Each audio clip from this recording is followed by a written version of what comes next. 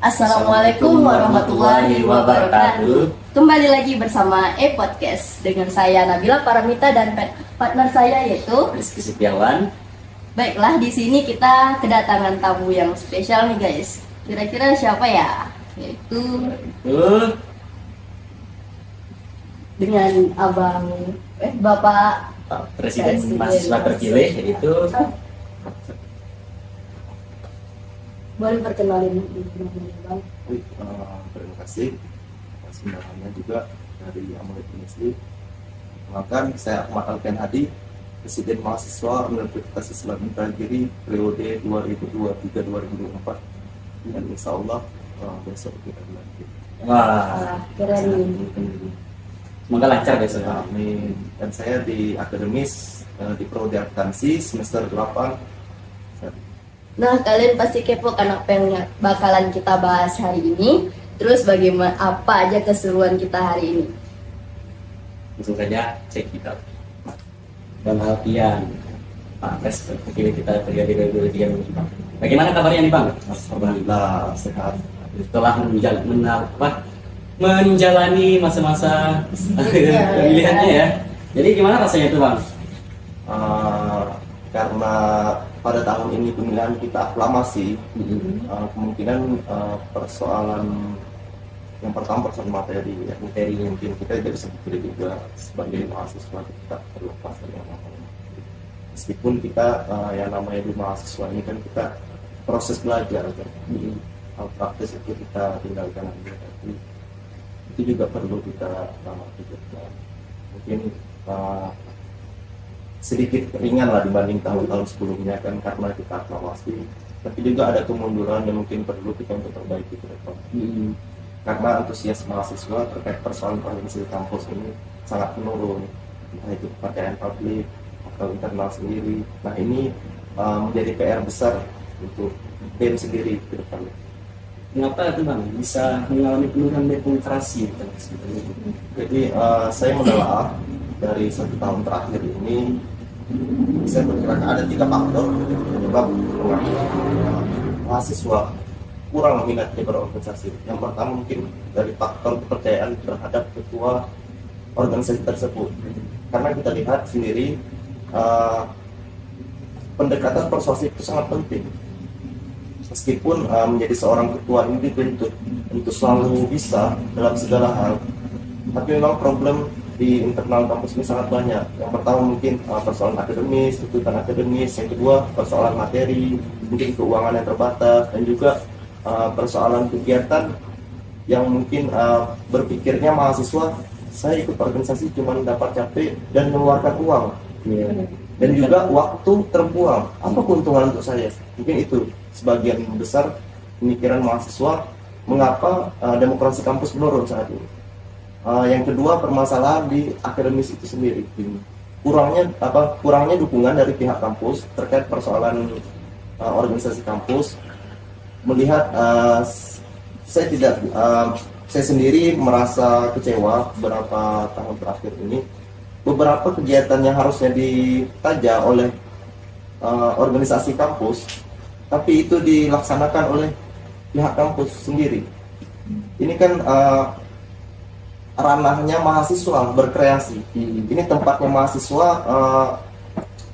dalam menciptakan sesuatu hal yang baru lewat beberapa agenda yang mungkin harusnya dilaksanakan oleh mahasiswa, tapi justru diambil oleh pihak kampus. Ini bukan mainan kampus lagi, ini mainan mahasiswa. Mahasiswa juga punya hak untuk berkreasi. Dan itu adalah salah satu langkah kemunduran bagi mahasiswa. Dan yang ketiga, ini adalah faktor lingkungan. Sekarang ini kita tidak bisa pungkiri hadirnya kampus merdeka itu menuntut mahasiswa untuk menyelesaikan akademis dalam kurun waktu 8 semester, itu artinya 4 tahun. Beda kayak sebelum-sebelumnya, kita dibatasi dalam 14 semester ya, bahkan ada yang sampai 16 semester. Sekarang dituntut menyelesaikan di tahun 2022-2023 itu 8 semester. Itu artinya mahasiswa tidak ada waktu lagi untuk berorganisasi, fokus untuk menyelesaikan akademis. Nah, kalau saya pribadi di situ mungkin stagnan ya, berpikir terbatas, karena sangat banyak sekali keuntungan di organisasi tersebut. Mungkin ada 3 faktor itu kemunduran mahasiswa, mengapa kurang berminat di organisasi. Jadi setelah Bang ya, misalnya kita mau berorganisasi nih, ya lewat sini lah ya. Iya, lewat sini lah, inilah kampus lah. Tapi karena 3 faktor tadi itulah yang menghambatnya Bang ya. Iya, menghambatnya kan kurang jadinya minat mahasiswa. Sebagian besar juga mahasiswa itu berasumsi ya sama seperti Iya. yang abang bilang tadi. Menghabiskan waktu, menghabiskan uang, Takut capek. iya capek, dapatnya tidak ada, hanya orang-orang tertentu mungkin yang diuntungkan.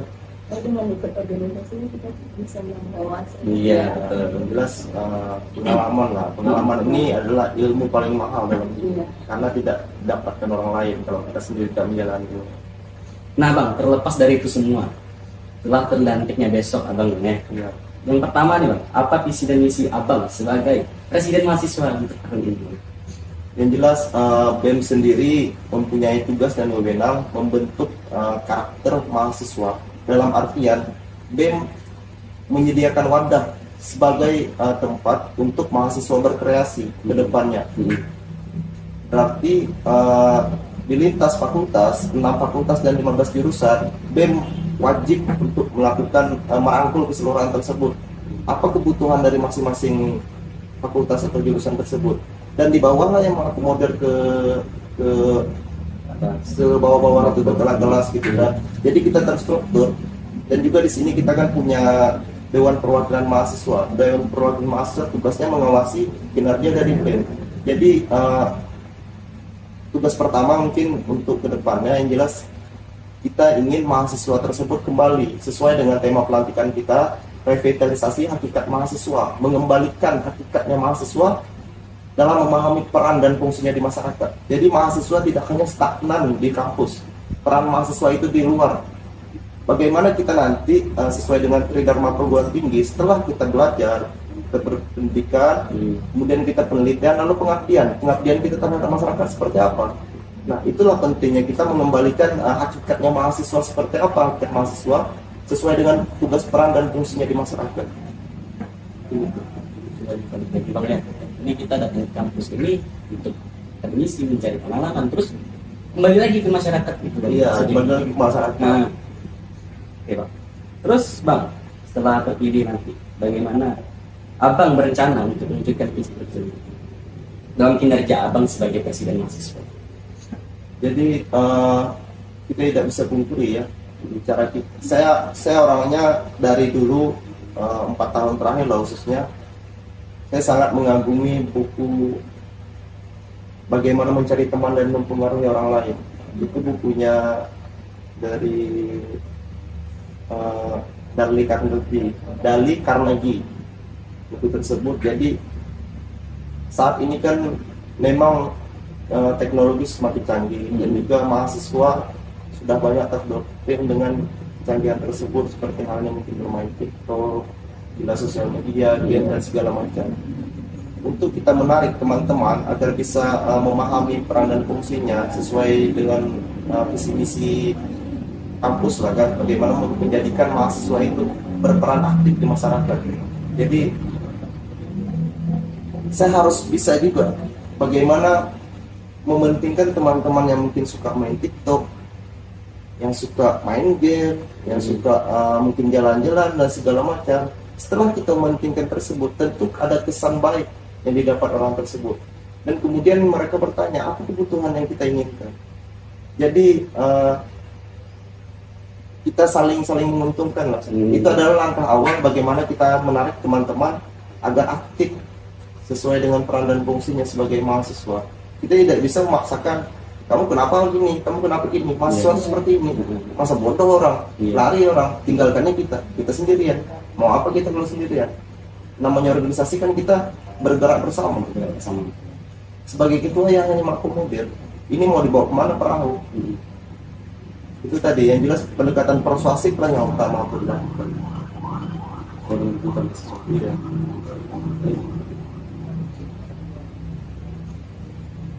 Terus pertanyaan selanjutnya,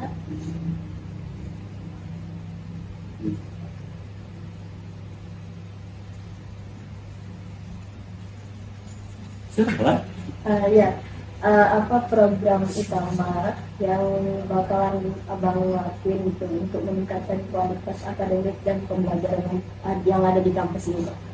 Jadi memang untuk melakukan sesuatu hal kan ada strategi di bab 2 buku Hidayah Karnegi tersebut. Jika kamu menginginkan madu, jangan kamu tendang sarangnya. Jadi saya presentasikan hal tersebut mungkin beberapa minggu ke depan. Setelah pelantikan saya ada agenda ke Slensen Point itu mengakomodir seluruh pimpinan Ormawa kampus. Ketika kita menginginkan sesuatu hal yang baik, kita pegang dulu siapa yang berpengaruh di komunitas tersebut. Jadi selain kita liburan, selain kita jalan-jalan, kita juga ada materi khusus yang harus kita paparkan di sana terkait apa visi misi kita ke depan. Ini adalah tidak bisa dipungkiri ya bahwasanya ini adalah tahun pemilu. Bagaimana integritas seorang mahasiswa menghadapi tahun pemilu tersebut. Jadi sebagai langkah awal, saya mengajak teman-teman dulu menyatukan persepsi untuk langkah ke depan. Karena sejatinya saya tidak bisa bergerak sendiri tanpa bantuan teman-teman. Jadi untuk langkah awal, saya mengajak teman-teman melakukan pembelajaran persuasif di setiap fakultas dan jurusan. Baru setelah itu, kita gebrak sama-sama. Mungkin menarik untuk dikunjungi kerjanya ya. Bagaimana rencana Abang itu buat ningkatin kesejahteraan mahasiswa dan memperjuangkan hak-hak kita? Mahasiswa. Jadi pada tahun 2021 akhir, saya pernah menghadapi masalah mungkin cukup besar di kalangan mahasiswa. Ada 2 masalah. Itu menjadi pelajaran untuk kedepannya juga ya. Ketika kita memperjuangkan haknya mahasiswa, seperti halnya mungkin dari beasiswa, keterlambatan bayar kuliah, bahkan ada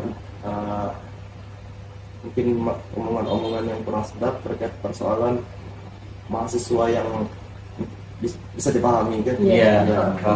Jadi hal tersebut menjadi pelajaran juga untuk kedepannya. Bagaimana selain kita untuk kita bisa mengubah suatu sistem, kita harus masuk ke sistem tersebut dulu. Untuk mendongkrak permasalahan yang ada, kita tidak bisa jor-joran selalu. Jadi untuk persoalan ke depan memperjuangkan haknya mahasiswa, saya saat ini memang keterbatasan komunikasi.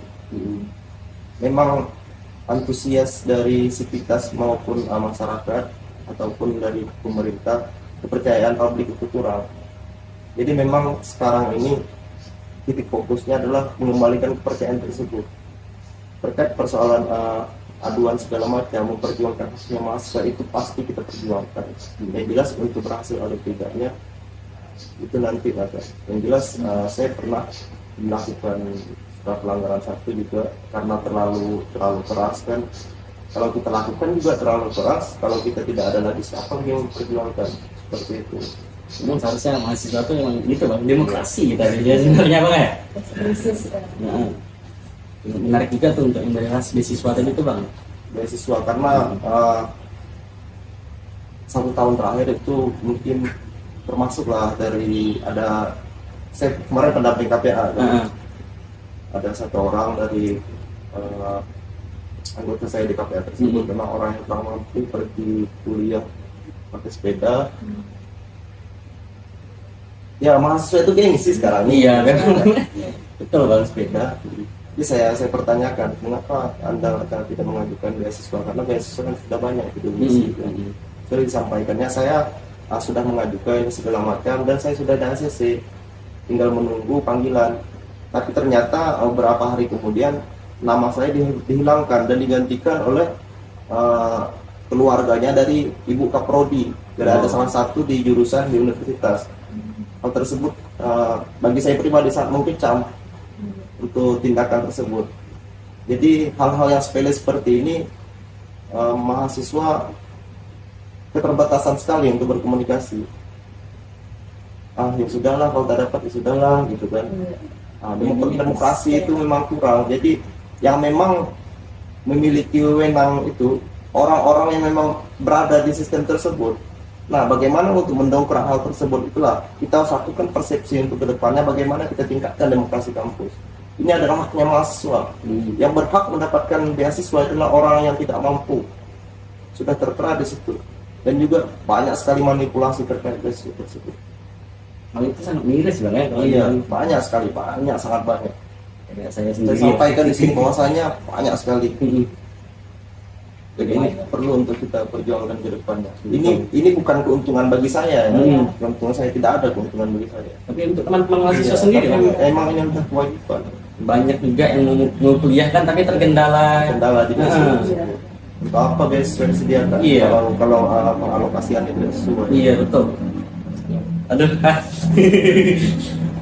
Bang, lanjut nih Bang, boleh Bang? Ya. Terus Bang.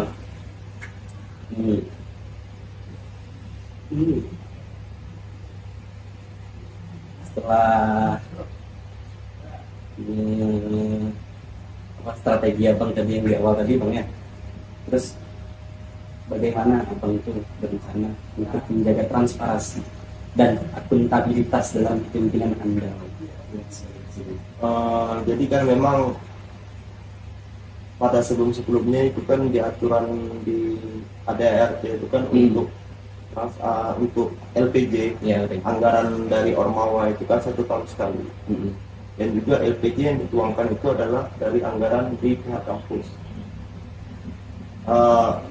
Bagi seorang ketua yang masuk sistem mungkin merasa senang karena LPJ 1 tahun sekali, dan yang dituangkan adalah anggaran yang kita ambil dari kampus. Senang. Tapi untuk pelajaran, karena kita di sini adalah berproses. Kalau kita melangkah nantinya ke pekerjaan, entah nanti di instansi pemerintah atau DPT segala macam, di BUMN misalnya, yang namanya LPJ itu adalah tiap bulan. Setiap kita mau gajian, kita harus tuangkan LPJ. Kalau kita sudah terlena dengan yang namanya LPJ 1 tahun, dengan manipulasi segala macam, itu perlu nanti di ADART kita akan rapat pleno, karena kemarin kan pas kongres itu kita skip untuk rapat pleno adalah pengurus yang baru. Kita mengakomodir untuk LPJ itu mungkin 3 atau 6 bulan sekali, dari 3 atau 6 bulan sekali. Jadi kita rubah, dipercepat lebih banyak. Itu adalah salah satu strategi bagaimana kita membuka kerangka berpikir teman-teman agar transparansi anggaran. Jadi jangan berpikir di kampus untuk mencari materi, kita adalah berproses. Dan juga jangan merasa menjadi seorang ketua adalah yang paling hebat. Kita sama-sama belajar. Hanya saja jabatan yang dituangkan sebagai ketua, tugasnya mengakomodir teman-teman. Tapi yang namanya di kampus kita adalah sama-sama belajar. Semuanya akan sama rata. Kemarin juga ada rumornya yang mentransferasikan dana itu. Ya. Oh, terkait transparansi itu kan memang jadi ada beberapa memang mahasiswa yang kurang memahami. Yang namanya transparansi anggaran itu kan kita ada namanya subsidi silang. Jadi saya sendiri kan di akuntansi. Jadi ada namanya subsidi silang itu sesuai dengan kebutuhan dan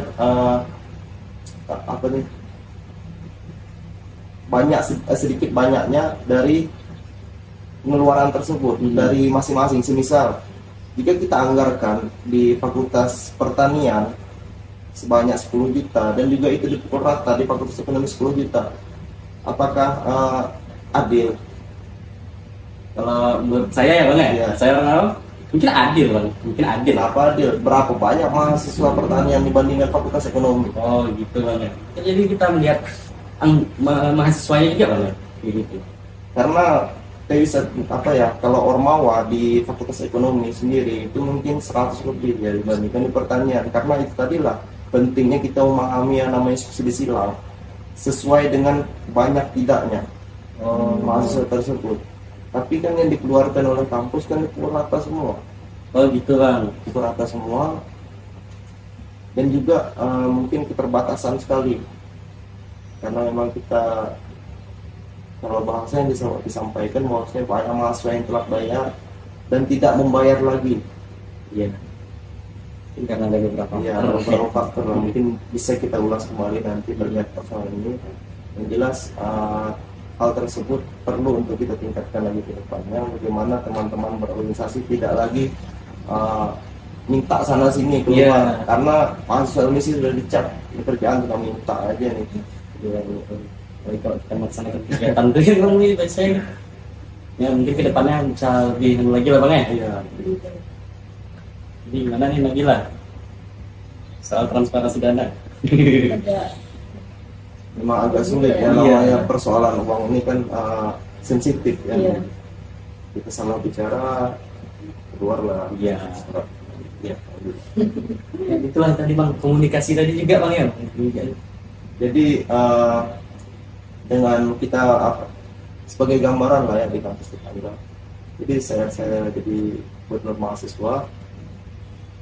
Saya ada teman saya Jorge namanya, dia wakil presiden mahasiswa di kampus Unila. Dia kan salah satu korban dari dikeluarkannya sebagai dikeluarkannya ini sebagai mahasiswa di Unila dengan dalih bahwasanya dia terlalu keras mengecam kampus. Padahal yang dia pertanyakan masalah transparansi anggaran, apa salahnya seorang mahasiswa mempertanyakan hal tersebut? Iya bang, ini bagian dari kritik juga kan. Dan juga di situ kan terkait persoalan penebangan pohon juga kemarin. Seharusnya mahasiswa ini yang namanya mahasiswa mengatakan dosen tersebut ataupun sekretaris akademika adalah guru kita, kan? Iya. Guru kita digugu dan ditiru. Ketika hal tersebut dilakukan, bagaimana untuk ke depannya kadar-kadar bangsa ini? Kita memang bebas dalam berbicara, dan tidak ada kebebasan setelah kita berbicara. Itu yang terjadi. Jadi gitu guys. Banyak sekali ya yang bisa kita anggap itu tuh seharusnya bisa kita dapat sebenarnya kan bang. Cuman Ada halangan. kalian paham juga. Ini bang, untuk penutup sekali lagi selamat bang atas terpilihnya abang sebagai presiden mahasiswa. Semoga tugas yang diemban menjadi amanah buat abang dan Dan saya itu support lagi gitu. Iya, karena sejatinya memang manusia ini tidak bisa hidup sendiri. Hmm. Jadi perlu meningkatkan sosial dan juga berteman dari semua kalangan meskipun dia mungkin di pesta demokrasi lawan politik kita. Iya. Nah, jadi itu tadi guys, seputar bincang-bincang kita bersama presiden mahasiswa kita. Jangan lupa terus saksikan podcast setiap hari Minggu. Ya kan Kalau guys? ada narasumbernya ya.